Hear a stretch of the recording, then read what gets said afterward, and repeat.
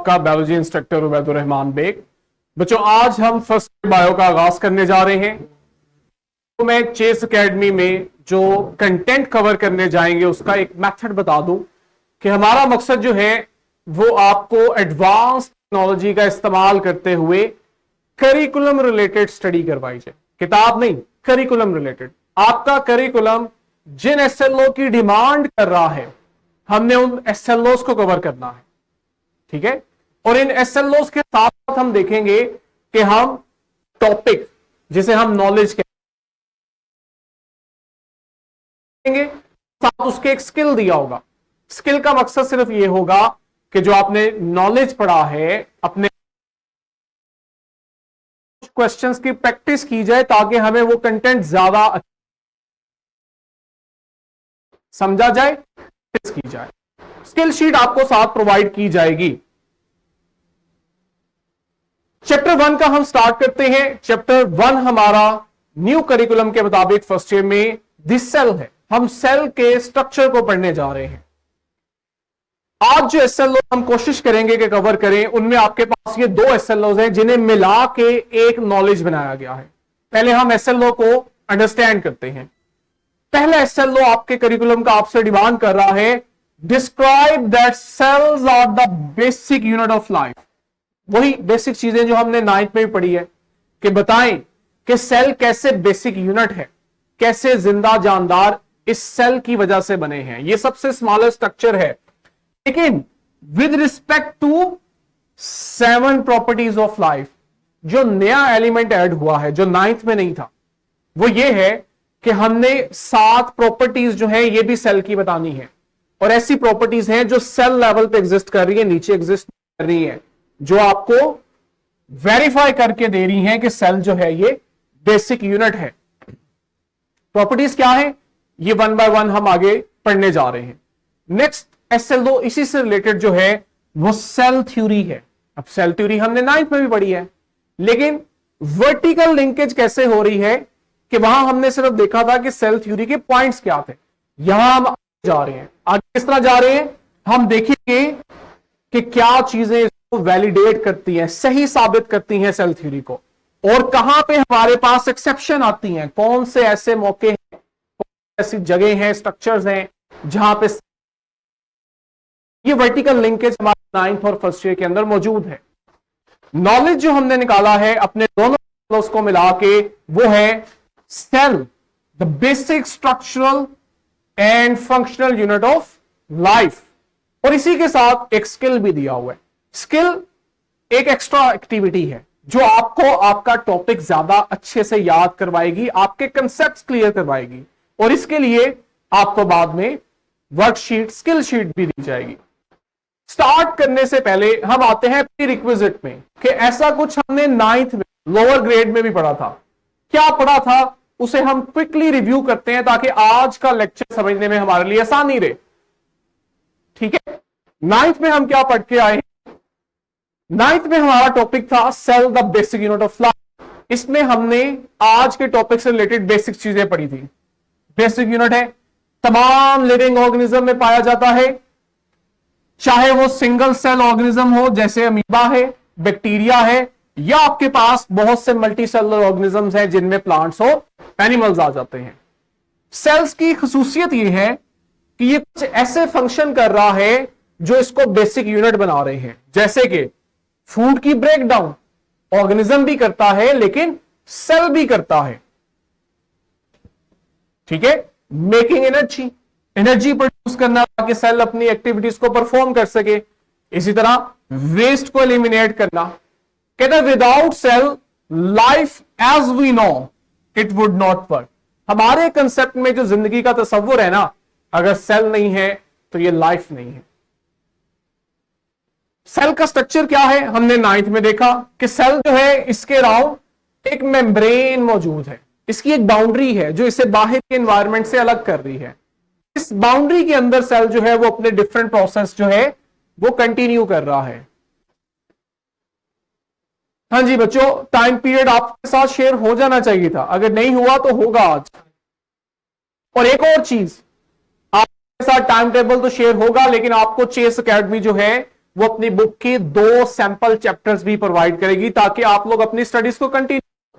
ठीक है, अभी रिजल्ट आने में कुछ दिन है, बुक्स मार्केट में अगर नहीं आ रही तो आपको सैंपल चैप्टर्स दे दिए गए हैं ताकि आपकी स्टडीज डिस्टर्ब ना हो, और बुक भी इंशाल्लाह कुछ डेज में मार्केट में आ जाएगी। कंटिन्यू करते हैं। सेल्स जो है ये ग्रोथ के लिए बहुत इंपॉर्टेंट है, डेवलपमेंट के लिए बहुत इंपॉर्टेंट है, नई जिंदगी बनाने के लिए बहुत इंपॉर्टेंट है। लिविंग ऑर्गेनिज्म की जब ग्रोथ, रिप्रोडक्शन होती है और ग्रोथ स्टार्ट होती है तो वो सिंगल सेल से हो रही होती है। तो मुझे बताएगा कि सेल का क्या नाम है जहां से नई लाइफ स्टार्ट हो रही है, एक नया ऑर्गेनिज्म डेवलप करने लगा है, वो जो सिंगल सेल है उससे बच्चों आप क्या कहते हो? एनीवन? हाँ जी हुजैफा, लिख के बोल के जैसे भी, इसका माइक अनम्यूट करो हुजैफा का। हाँ जी हुजैफा, इस सेल का क्या नाम है जो लाइफ स्टार्ट करवा रहा है?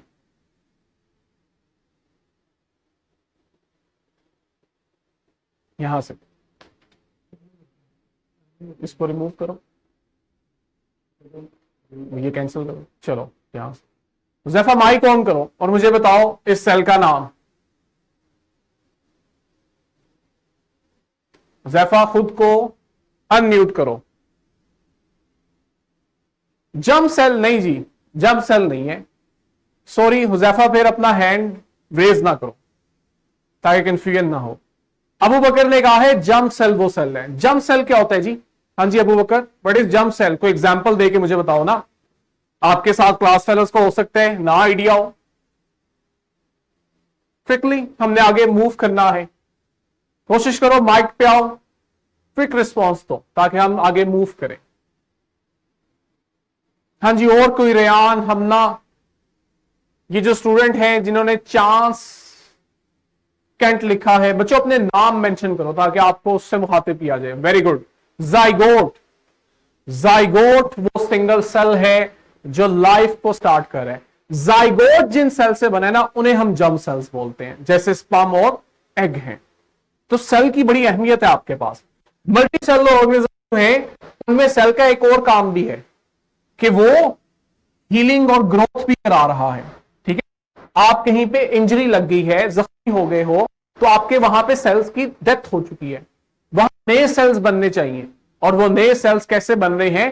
पहले वाले सेल्स डिवाइड करके नए सेल बना रहे हैं। माइटोसिस इस प्रोसेस को कहते हैं, हम देखेंगे। और यही पॉइंट सेल का बड़ा इंपॉर्टेंट पॉइंट भी है कि नए सेल पुराने सेल से बनते हैं। कहते हैं सेल जो है वो अकेला भी काम कर सकता है इंडिविजुअली, उसे जरूरत नहीं है कि बहुत सारे सेल्स के साथ मिलकर काम करें, जैसे बैक्टीरिया है। दूसरे केस में आपके पास सेल्स इकट्ठे मिलकर भी काम करते हैं, जिसमें हम मल्टीसेलुलर ऑर्गेनिजम्स को देखते हैं कि यहां पे क्या होता है, सेल्स एक दूसरे के साथ काम को करते हैं ताकि ऑर्गेनिज्म के फंक्शंस ज्यादा बेहतर तरीके से परफॉर्म हो सके। ये देखो मैंने आपके साथ 9th क्लास से अमीबा की डायग्राम शेयर की है। ये आपके पास एक यूनिसेलुलर ऑर्गेनिज्म है जो सिंगल सेल का बना हुआ है। ठीक है, ये 9th में हम पढ़ चुके हैं, हम यहां पे बस क्विक रिव्यू कर रहे हैं। सेकंड हमारा जो आज का एसएल है ना, वो है सेल थ्योरी का। तो सेल थ्योरी का भी हम बैकग्राउंड देखते हैं कि 9th में हमने सेल थ्योरी से रिलेटेड क्या पढ़ा था, साइंटिफिक्स, इनकी कंट्रीब्यूशन क्या है, इसको जल्दी से ओवरव्यू करते हैं। सबसे पहले हम देखते हैं रॉबर्ट हुक का नाम आता है। रॉबर्ट हुक जो था, इसने अपने सिंपल माइक्रोस्कोप से प्लांट में कॉर्क टिश्यूज को स्टडी किया था और वहां ऐसे कुछ छोटे छोटे चैम्बर्स नजर आए थे जिन्हें इसने सेल का नाम दिया था। ये रॉबर्ट हुक जो है, इसने इस तरह से वो चैम्बर्स देखे, छोटे छोटे स्ट्रक्चर्स देखे थे और ये उसने ड्राइंग ड्रॉ की थी। ये असल में सेल थे जिसे फिर अब हम माइक्रोस्कोप में क्लियरली देखते हैं। ठीक है, ये टाइनी रूम लाइक स्ट्रक्चर्स को इसने सेल कहा। आगे फिर हम देखते हैं हमारे पास एंटोन वैन ल्यूमेनहुक का आता है। ये जो है, इसने अपने माइक्रोस्कोप्स को बेहतर किया, माइक्रोस्कोप को इंप्रूव किया ताकि वो इन माइक्रो ऑर्गेनिजम्स को ज्यादा अच्छे से देख सके। और इसने फर्स्ट टाइम पॉन्ड वाटर में, तालाब के पानी में बैक्टीरिया को देखा। ठीक है, ये इसकी कंट्रीब्यूशन थी कि ये डायरेक्ट माइक्रो ऑर्गेनिजम्स को देखने वाला पहला साइंटिस्ट था जिसने उसको ऑब्जर्व किया। फिर हम आते हैं रॉबर्ट ब्राउन की तरफ। रॉबर्ट ब्राउन की कंट्रीब्यूशन क्या थी? इसने प्लांट सेल्स में न्यूक्लियस को स्टडी किया। जब हमें पता लग गया कि लिविंग ऑर्गेनिज्म सेल्स के बने हैं, तो वो सेल्स वो किसके बने हैं? क्योंकि रॉबर्ट हुक ने जो कोक सेल्स डिस्कवर किए थे वो डेड सेल्स थे, उनमें न्यूक्लियस या कोई और स्ट्रक्चर नहीं था। तो फिर यह सोचा जाने लगा कि शायद सेल अंदर से खाली स्ट्रक्चर है, इसमें और कुछ नहीं मौजूद। लेकिन रॉबर्ट हुक ने हमें बताया कि नहीं, सेल जो है वो भी आगे छोटे स्ट्रक्चर्स का बना हुआ है। आगे हमारे पास है मिथाइल स्लेडिन। इसने ये चीज साबित की थी कि तमाम प्लांट्स जो हैं वो सेल्स के बने हैं। ठीक है, बॉटनिस्ट था, तो इसने कई तरह के प्लांट्स को स्टडी किया और उसने देखा कि हर प्लांट के अंदर सेल है जो उसको बना रहा है। यही काम एनिमल्स में भी हुआ, और वहां जो साइंटिस्ट था वो था थियोडोर श्वान। इसने कहा कि जैसे तमाम प्लांट सेल्स के बने हैं, इसी तरह तमाम एनिमल्स भी सेल के बने हैं। फिर है रुडोल्फ विर्चो। इसने बड़ी इंपॉर्टेंट बात की। उस वक्त एक बहुत इंपॉर्टेंट थ्योरी थी स्पॉन्टेनियस, ठीक है, जो कहती थी कि लिविंग ऑर्गेनिजम्स या सेल्स जो हैं वो नॉन लिविंग से भी बन सकते हैं। Sir, how did the first cell arise on earth? देखो, ये टॉपिक है एवोल्यूशन का, और हम एवोल्यूशन पढ़ेंगे, हमारे फर्स्ट ईयर में है भी। ब्रीफली इसको मैं यहां कवर करूंगा। हमारे पास थ्योरीज हैं, एक्सपेरिमेंटल प्रूफ डायरेक्ट नहीं है, लेकिन कुछ इन्वेस्टिगेशन ऐसी होती हैं जो हमारी थ्योरीज को सपोर्ट कर रही होती हैं। मैं आपको बायोलॉजी के पर्सपेक्टिव में बता सकता हूं कि साइंस कहती है कि ये जो एवोल्यूशन हुई, सबसे पहले आपके पास जब नॉन लिविंग से एक सिंपल लिविंग ऑर्गेनिज्म आया था, तो वो एक सिंगल सेल था। वो जो सिंगल सेल था वो समहाउ अपने एनवायरनमेंट से न्यूट्रिएंट्स और एनर्जी हासिल करके बना था। वो पहले वाला जो था वो नॉन लिविंग से लिविंग में आया था, लेकिन जब वो लिविंग चीज बन गई तो बायो कहती है, साइंस कहती है, फिर उसके बाद ये प्रोसेस स्टॉप हुआ, फिर आगे लिविंग से लिविंग इवॉल्व होना शुरू हुई। लेकिन 19वीं सेंचुरी तक मसला ये था कि ये जो थ्योरी ऑफ स्पॉन्टेनिटी है कि नॉन लिविंग से लिविंग का बनना, ये तब तक भी मानी जाती थी। कोई एक्सपेरिमेंटल प्रूफ नहीं था जो इस चीज को गलत साबित करे। तो रुडोल्फ विर्चो जो था, इसने फिर इसको गलत साबित किया। इसने कहा जितने भी नए सेल्स बनते हैं ये पहले से मौजूद सेल से बनते हैं, ऐसा नहीं होता कि नॉन लिविंग से लिविंग स्ट्रक्चर बन जाए। ये जो तमाम साइंटिस्ट थे, इनकी डिस्कवरीज को मिला के हमने सेल थ्योरी बनाई, और हमने कहा कि सेल थ्योरी की 3 बुनियादें हैं, 3 बेसिक इसके पिलर्स हैं, प्रिंसिपल्स हैं। पहला, तमाम लिविंग ऑर्गेनिज्म सेल के बने हैं। ये चीजें मैंने दोबारा रिपीट करनी है, तो मैं इसलिए यहीं पे अच्छे से समझा देता हूं, आगे हम इसको क्विकली आगे चलेंगे, क्योंकि हमने अभी सेल थ्योरी पढ़नी है। सेकंड में हमने कहा कि जो सेल है ये बेसिक स्ट्रक्चरल और फंक्शनल यूनिट है। क्या मतलब है बेसिक स्ट्रक्चरल और फंक्शनल यूनिट? तो बच्चा मुझे इलैबोरेट कर सकता है इस जुमले को?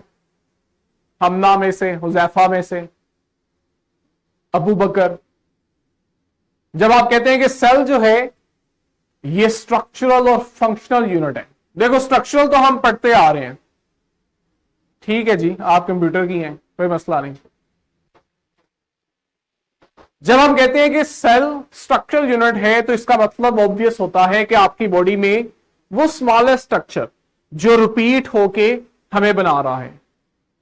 और जब हम फंक्शनल यूनिट की बात करते हैं ना, तो फंक्शनल यूनिट से हमारी मुराद होता है कि ये वो स्मॉलेस्ट स्ट्रक्चर है जो इंडिपेंडेंटली अपने सारे फंक्शन खुद करके खुद को सरवाइव रख सकता है।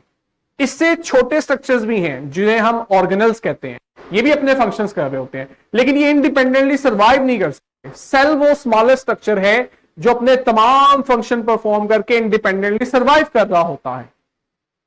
ठीक है, आपने तो अबू बकर उसकी ट्रांसलेशन कर दी है। थर्ड पिलर जो था सेल थ्योरी का वो यही कि नए सेल्स पहले से मौजूद सेल से बनते हैं। ठीक है, अब हम आते हैं अपने आज के एसएलओस की तरफ। एसएलओस मैं आपको डिस्क्राइब कर चुका हूं, नॉलेज भी मैं आपको बता चुका हूं। डायरेक्टली बेसिक से स्टार्ट करते हैं और इसको एडवांस करते चले जाते हैं। सेल्स हमारे पास क्या है?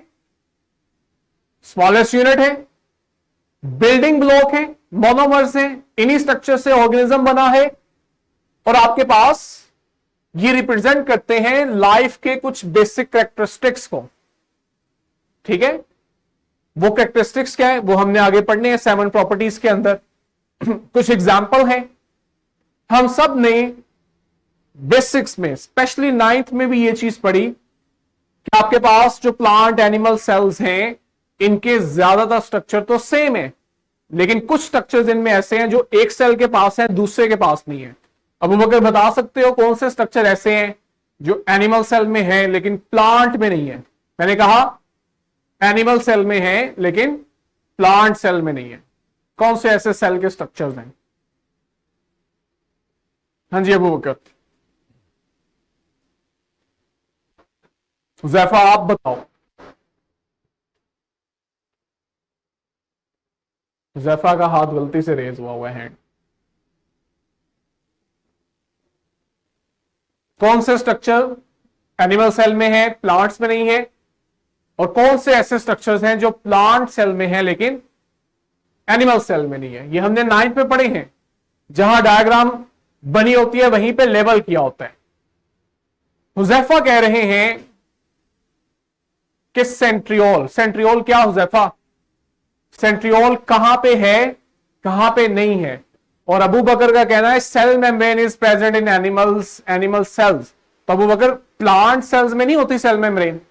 जरा सोचो।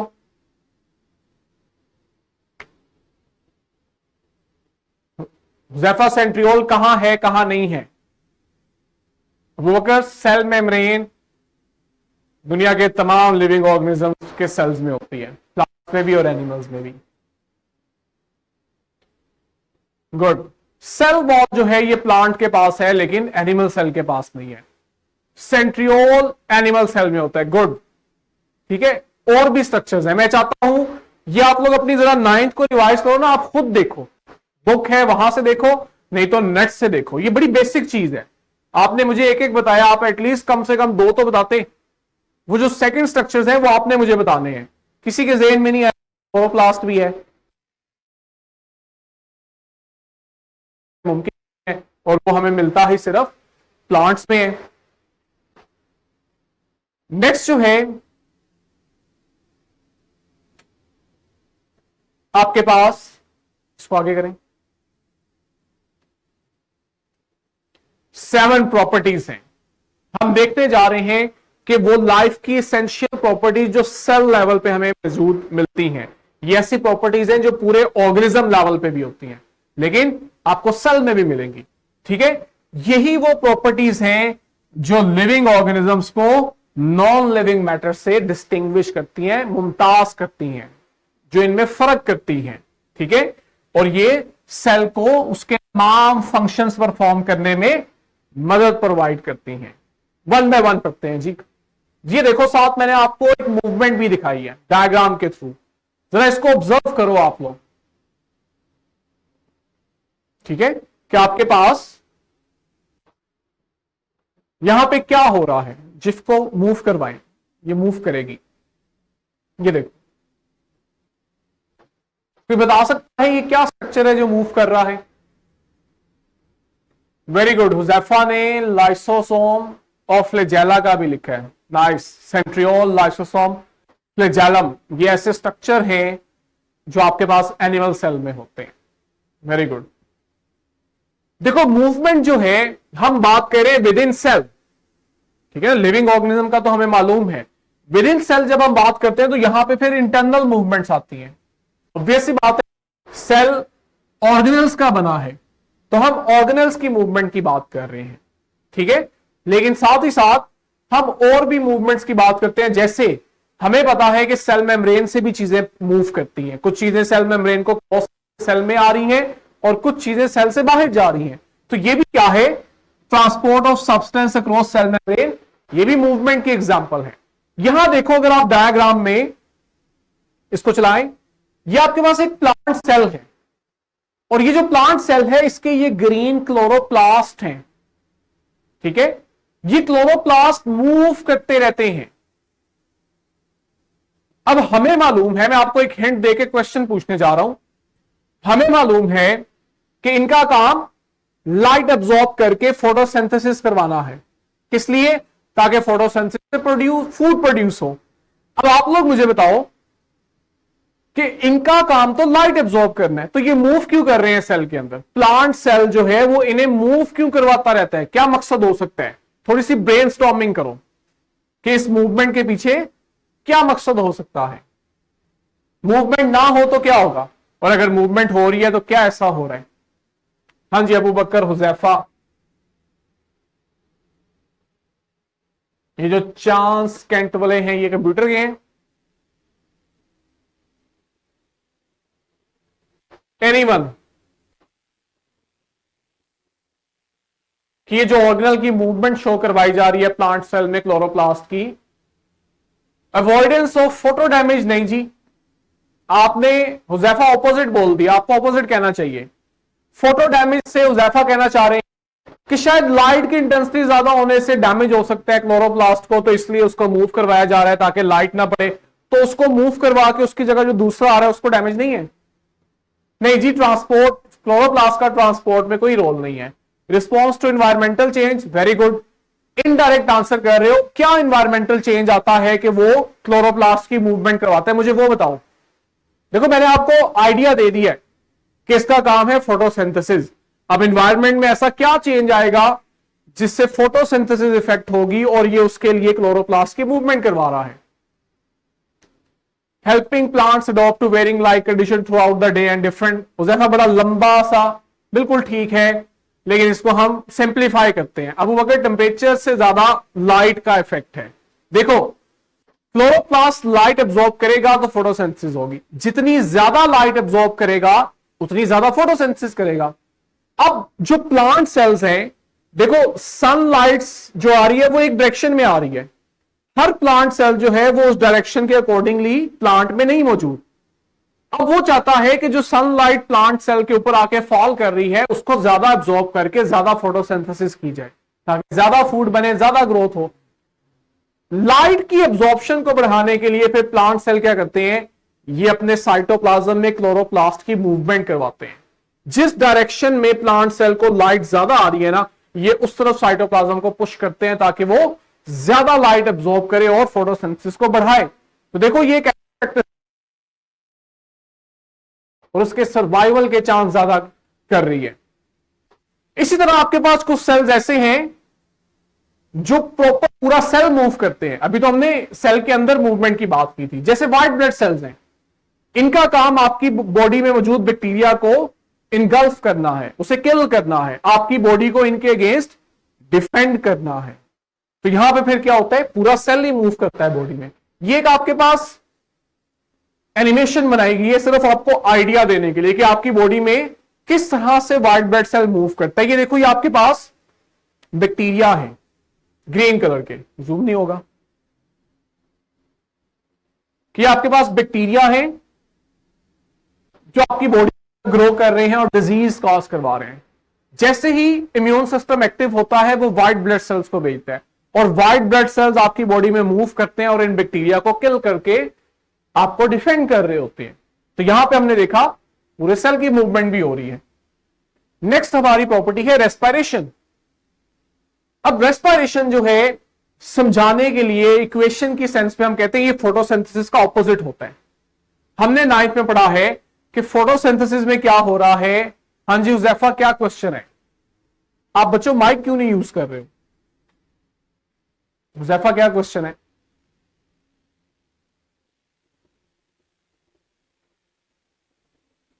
What were the chemical and environmental conditions that allowed for the emergence of cellular life?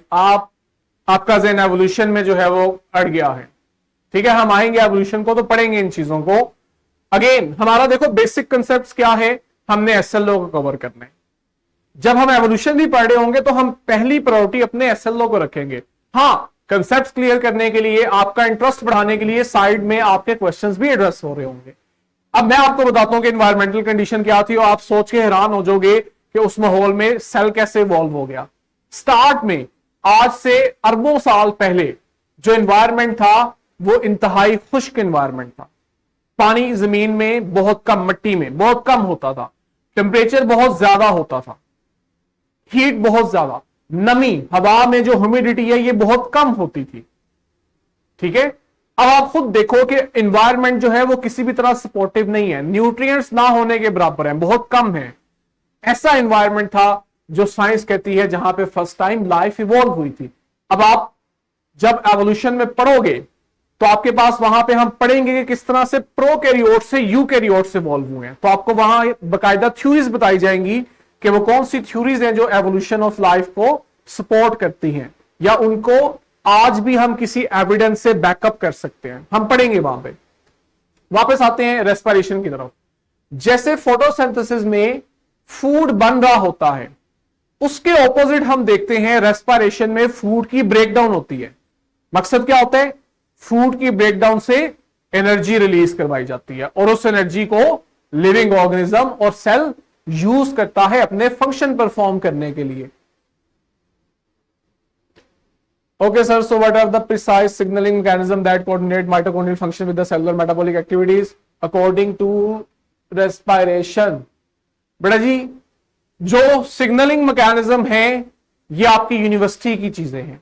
हमने अभी सिर्फ ये फर्स्ट टाइम हो रहा है कि हम सेल सिग्नलिंग का करिकुलम में एसएलओ ऐड करने जा रहे हैं कि सिग्नलिंग मैकेनिज्म कैसे एक्ट करता है, जिसमें हम प्रोटीन और लिपिड्स सिग्नलिंग मैकेनिज्म को पढ़ेंगे। जो आप कह रहे हो कि माइटोकॉन्ड्रिया को काम करने के लिए सिग्नल कहां से आ रहे हैं, ये अगर आप उस तरह से मुझसे पूछना चाह रहे हो तो आपको वही डिग्री करनी पड़ेगी जो मैंने की है। मेरा बीएस और एमफिल बायोकेमिस्ट्री में है।